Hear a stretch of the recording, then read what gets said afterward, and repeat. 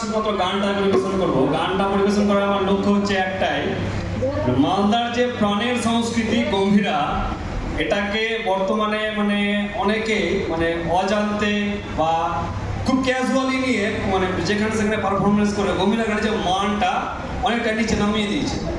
এর ফলে কি হচ্ছে, যেখানে সেখানে গিয়ে গম্ভীরা গানটা মানে ঠিকঠাক রিফ্লেক্ট হচ্ছে না। গম্ভীরা শিল্পী যারা প্রকৃত গম্ভীরা শিল্পী, এরা তো সাধারণত লোকশিল্পীরা খুব বেশি চায় না যে আমাদের যে নিজের অন্তরের সুরটা সেটা বাইরে বেরিয়ে আসে। মানে সবাই এটা করুক, এটা কেউই চায় না। খুব কম লোকই আছে যারা এগুলো দিতে চায়।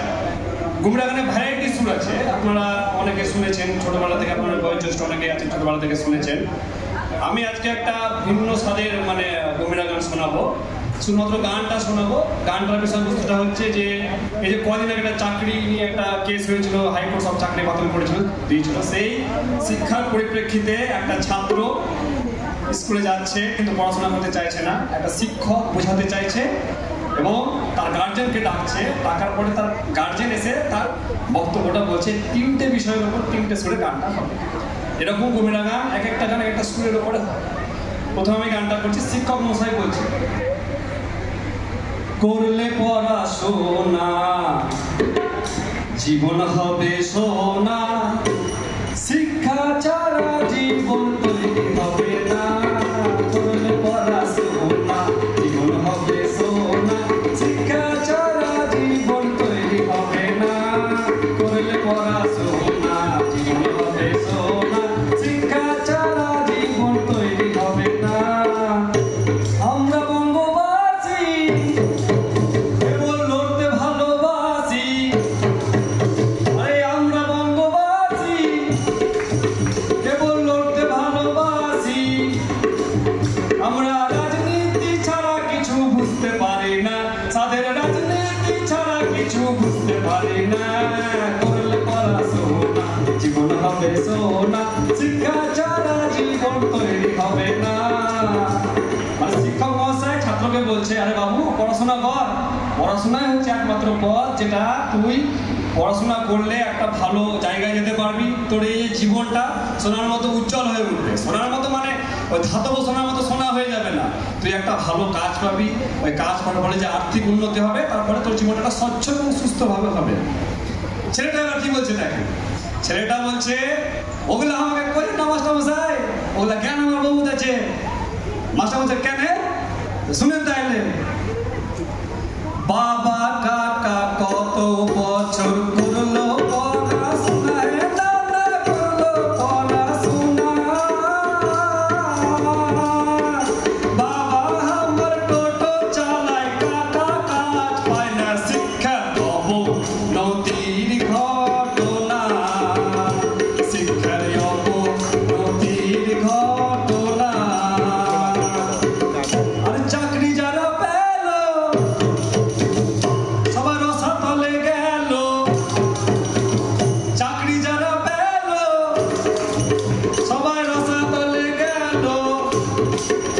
এমন চাকরি আমি কখনো করতে চাই না, এমন চাকরি আমি কখনো করতে চাই না। করলে পড়াশোনা জীবন হবে সোনা, শিক্ষা ছাড়া জীবন তৈরি হবে না। এখানে ছাত্রটা বলতে চাইছে, আমাকে কোনো জ্ঞান দিন না স্যার, আমার বাবা অনেক পড়াশোনা করেছিল কিন্তু এখন কি হয়েছে স্যার, টোটো চালাইছে। আর আমার বাবা ভাবলো যে আমি পড়াশোনা করে কিছু করতে পারিনি, তো আমার ভাইটাকে লেখিয়ে পড়িয়ে মানুষের মতো মানুষ করবো, এই চাকরি পাবে। আজকে আমার কাকা MA পাস করে, BEd করে, এই করে সেই করে বাড়িতে বসে আছে, কোনো সরকারি কাজের কর্মসংস্থান নাই। আমার কাকা আজকে লজ্জাতে লেবারের কাজেও যেতে পারে না। লোকজন কি করবে, এত পড়াশোনা করে রিক্সা চালা, যে রাজমিস্ত্রির কাজ করবে, জি তোর পড়াশোনা করা কি মানে হলো, সমাজে সবাই ধিক্কার দিবে। তো ভাবেন, আর এই যে কদিন আগে হাইকোর্টের চাকরি বাতিল হয়ে গেল, এই যে শুনলাম কিছুদিন আগে শিলিগুড়িতে ছেলে বিয়ে করতে বসেছে, এই কন্যাদান হলো, সিঁদুর ঘুষা হলো, টিভিতে খবর চলে গেল নাকি এত চাকরি বাতিল হয়ে গেল। বড় মন খারাপ, আর ওই মানে ফুলসজ্জা মানে চোখের জলসজ্জা পরিণত হয়ে গেল। হ্যাঁ, তো এগুলা চাকরি করে লাভ আছে, পড়াশোনা করে কোনো লাভ নাই। এবার মাস্টারমশাই বুঝতে পারছে যে ছাত্রকে তো বুঝিয়ে হবে না, এটা সচরাচরই হয় যে মাস্টারমশাই ছাত্রদের বুঝাতে না পারে, গার্জেনদেরকে ডাকে। এবার গার্জেনরা এসেছে স্কুলে, গার্জেনকে ডাকা হয়েছে, গার্জেন এসেছে। এবার গার্জেন বলছে যে আমার বেটা লেখাপড়া করবে কিভাবে, আপনাদের এখানে পড়াশোনার চেয়ে তো অন্য কাজই বেশি হয়। মাস্টার বলছে কি কাজ হয় শুনবেন তাহলে, শুনুন।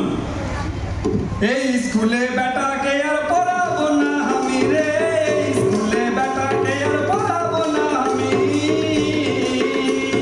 নার্সারিতে করবো ভর্তি, বই পড়বে দামি রে, ছাত্র শিক্ষক সবাই মিলে ছক দিয়েছে মিড ডে মিলে, ওদিকে পড়ার বেলায় নাই ছাত্ররা শুধু ঘুরে বেড়ায়। আরে আমি দেখবো কোনটা বাড়ি ছাড়া না নুনটা,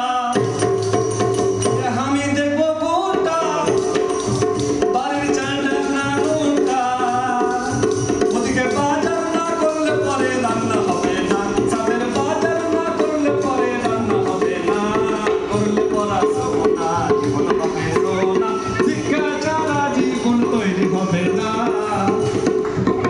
গার্জেনটা বলছে স্যার আপনাদের স্কুলে পড়ে মানুষ হবে না, আমাদের স্কুলে এসে শুধু মিড ডে মিল নিয়ে ব্যস্ত, সকালবেলা আসলো মাঝে চলে আসলো এই চাল দেন স্যার, ওই মাস্টার ডিম দেন, তেল নাই নুন নাই, এগুলো ব্যস্ত।